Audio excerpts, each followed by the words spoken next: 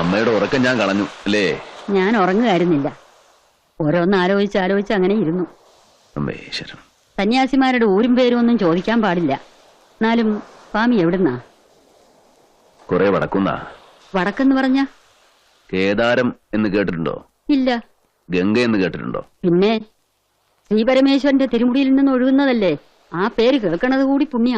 അതെ, ശങ്കരന്റെ കൈലാസമാണല്ലോ ഹിമാലയം. അതിന് താഴെ ആ പുണ്യനദിയുടെ കരയിലാണ് കേദാരം. അവിടുന്ന് ഇവിടെ തന്നെ ആണല്ലോ വരേണ്ടത് അല്ലേ സ്വാമി? അതെ, മഹാദേവന്റെ പാദങ്ങളിൽ നിന്നും ദേവി കന്യാകുമാരിയുടെ മണ്ണിലേക്ക് വരിക എന്നത് പുണ്യം തന്നെ. സ്വാമിയുടെ നാടും വീടും എല്ലാം ഉപേക്ഷിച്ചവനാണ്. അങ്ങനെ ഉപേക്ഷിക്കാൻ പറ്റുമോ സ്വാമി? പറ്റണം. എല്ലാം ഉപേക്ഷിക്കണം, അല്ലെങ്കിൽ ശാന്തി കിട്ടില്ല.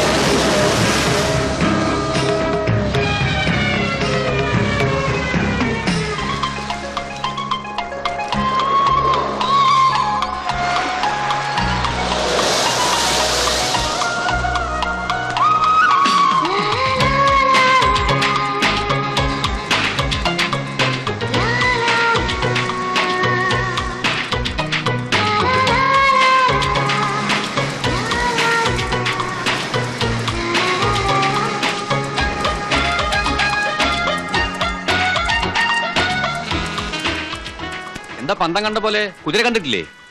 നാരായണേട്ടൻ ശ്രദ്ധിച്ചോ? അതിവിടെ വാടകയ്ക്ക് കൊടുക്കണ കുതിരല്ലേ?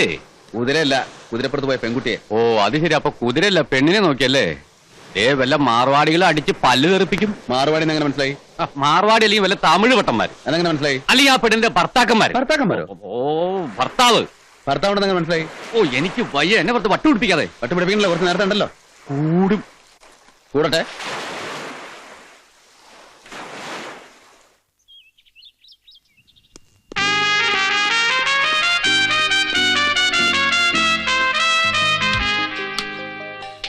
കഴിഞ്ഞില്ലേ? കഴിഞ്ഞു. കേറിക്കോ.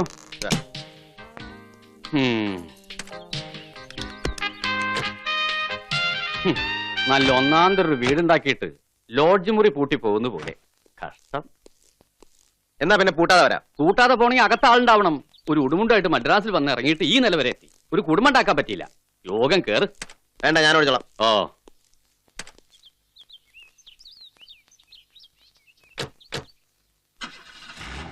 ഇതൊരു യോഗം.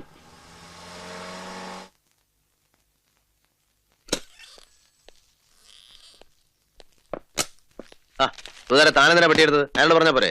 സാറില്ല സാർ, സാറിന്റെ പെട്ടിയെടുത്തെന്ന് കരുതി എനിക്കെന്ത് കുറച്ചില്ല. ഒരു ചായ ഒഴിക്കട്ടെ സാർ? ആയിക്കോട്ടെ. ആ കപ്പൊന്ന് കഴുകിയെടുക്കണോ? കഴുകി വെച്ചിരുന്നാണ് സാർ. ഒന്നുകൂടി വൃത്തിയായി കഴിയാനൊന്നും ദോഷമൊന്നുമില്ലല്ലോ. സാരമില്ല സുധാരൻ ഇരിക്കേ. വേണ്ട സാർ, ഞാൻ ഒന്നോളാം. ഇരിക്കടോ. സാറിന്റെ മുന്നിലിരിക്കുമ്പോൾ എനിക്കിരിപ്പുറക്കില്ല. പിന്നെ മിത്ര കൺസ്ട്രക്ഷൻസിന്റെ ലോണിന്റെ കാര്യം ഞാൻ പറഞ്ഞിരുന്നില്ലേ? അവരുടെ മാനേജർ രാവിലെ വിളിച്ചിരുന്നു. നമുക്കത് കൊടുക്കാലോ അല്ലേ? നമുക്ക് ക്യാഷ് ബാലൻസ് അധികമില്ല. 20-ാം തീയതി കുറിയുടെ ക്യാഷിന് പാർട്ടി വന്നിരുന്നു. ക്യാഷ് ഇവിടെ ഡെപ്പോസിറ്റ് ചെയ്യാൻ ഞാൻ റിക്വസ്റ്റ് ചെയ്തിട്ടുണ്ട്. പാർട്ടി സമ്മതിച്ച പ്രശ്നമില്ല. ഇത്രയ്ക്ക് 10 lakhs മതി. പക്ഷേ നമുക്ക് ക്യാഷിന് കുറച്ച് ടൈറ്റ് ഉണ്ട്. സാറിന് വീട് വാങ്ങാൻ പെട്ടെന്ന് 22 lakhs നമ്മൾ മറിച്ചപ്പോ ആകെ ടൈറ്റായി. കൊടുക്കാൻ കഴിഞ്ഞാൽ നല്ലതാണ്. മിത്ര കൺസ്ട്രക്ഷൻസ് പോലുള്ള വലിയ കൺസേണുമായിട്ട് ബിസിനസ് റിലേഷൻസ് ഉണ്ടാക്കാൻ കഴിഞ്ഞാൽ അത് നമുക്ക് വലിയ ഗുണം ചെയ്യും. അതറിയാം സാർ. എങ്ങനെയും ശരിയാക്കാം. ഹോട്ടലിലെ ക്യാഷ് പൊസിഷൻ എങ്ങനെയുണ്ടെന്ന് ഞാനും നോക്കട്ടെ.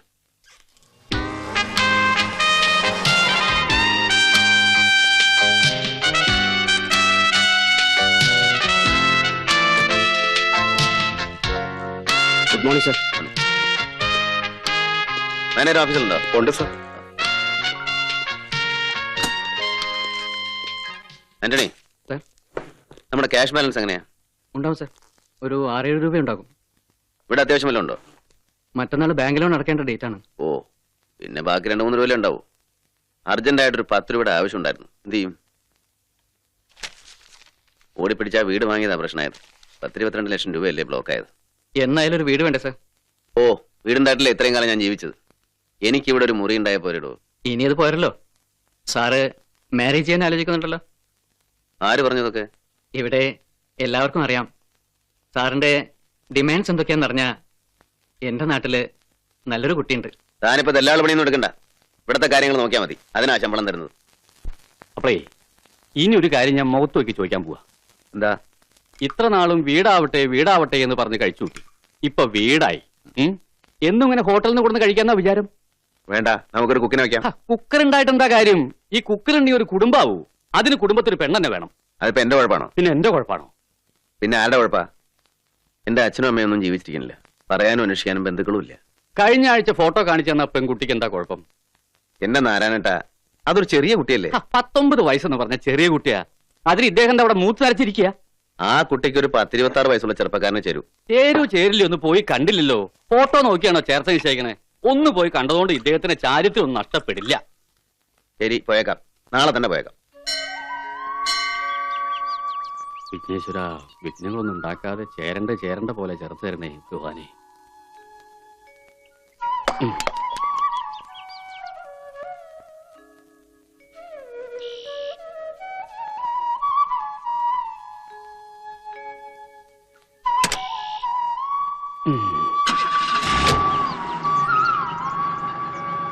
ഈശ്വരനെ മനസ്സിൽ വിചാരിച്ച് എടുത്തോ.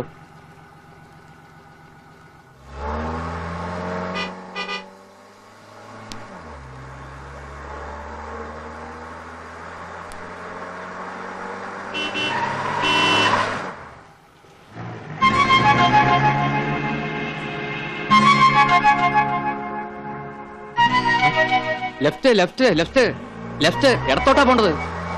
ഇങ്ങനെ ഒരു വഴിയുണ്ട് നാരായണ.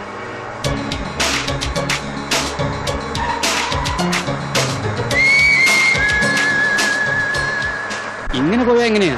നമുക്കൊന്ന് പോയി നോക്കാൻ നാരായണേട്ടാ.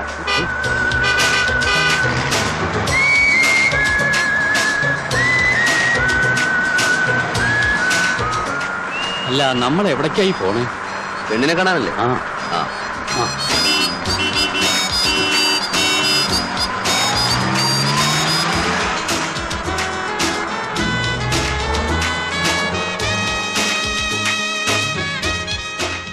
പിന്നെയും കിട്ടി തിരിഞ്ഞു. എനിക്കറിയാൻ പാടില്ലേ?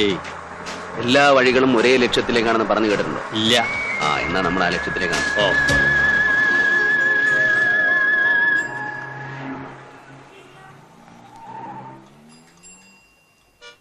എന്താ ഇവിടെ നിർത്തി? നമുക്ക് നോക്കാം.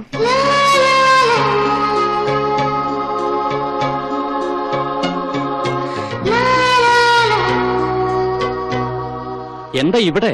കണ്ടില്ലേ? ഇല്ല. റെസ്റ്റോറന്റ്. നമുക്കൊരു ചായ കുടിക്കാം. നമ്മളിപ്പോ ചായ കുടിച്ചല്ലേ ഉള്ളൂ. ഒരു ചായയും കൂടെ കുടിക്കേണ്ടി വന്നാ കുടിക്കണ്ടേ? വാ. എന്റെ ജോലി ഉറക്കം തന്നെയാ. അമ്മ ചീത്ത പറഞ്ഞ് മടുത്തു. പകലിടന്നുറങ്ങിയാ ബന്നു പോലെ വീർക്കും. ഇപ്പൊ ഞാൻ വിചാരിക്കണേ ഏതെങ്കിലും ഒരു കോന്തം വന്ന് കെട്ടിപ്പോയാ മതിന്നാ. പിന്നെ കുറച്ചാള് അയാളെ ഇട്ട് തട്ടിക്കളിക്കാലോ. നല്ല കാര്യായി. വല്ല മുട്ടാളന്മാരും ആണെങ്കി ഇടികൊണ്ട് എല്ലൊടിയും. അപ്പൊ നമ്മുടെ കൈ എന്താ? മാങ്ങ പറിക്കാൻ പോവോ? ചേച്ചിമാരുമായി ഗുസ്തി കൂടി നല്ല പരിചയ.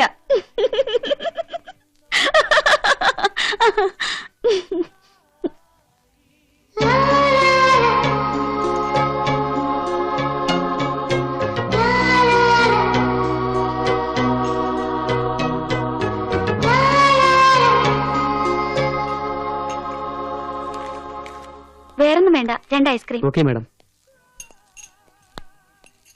2 ചായ. സർ. അപ്പൊ എന്ത് മനസ്സിലായി? മനസ്സിലാവേ? എന്ത്?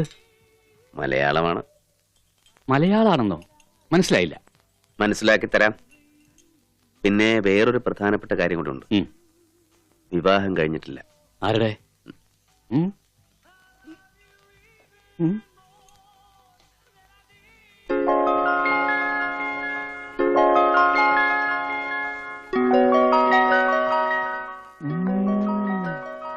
ഇഷ്ടായോ?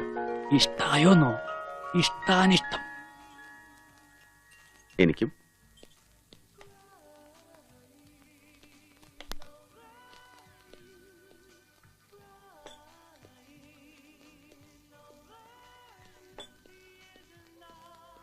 ചന്ദ്രക്കലയാണോ കുരിശാണോ ശംഖാണോ? സമയം വേണം. വേണ്ട, ഞാൻ പിടിച്ചുതരാം. ഒന്ന് പ്രതിരി. എന്തിന്? ഒന്ന് പ്രതിരി. ഒന്ന് പ്രതിക്കാൻ പറഞ്ഞത് കേട്ട. അയ്യോ, ഇരിക്കെ.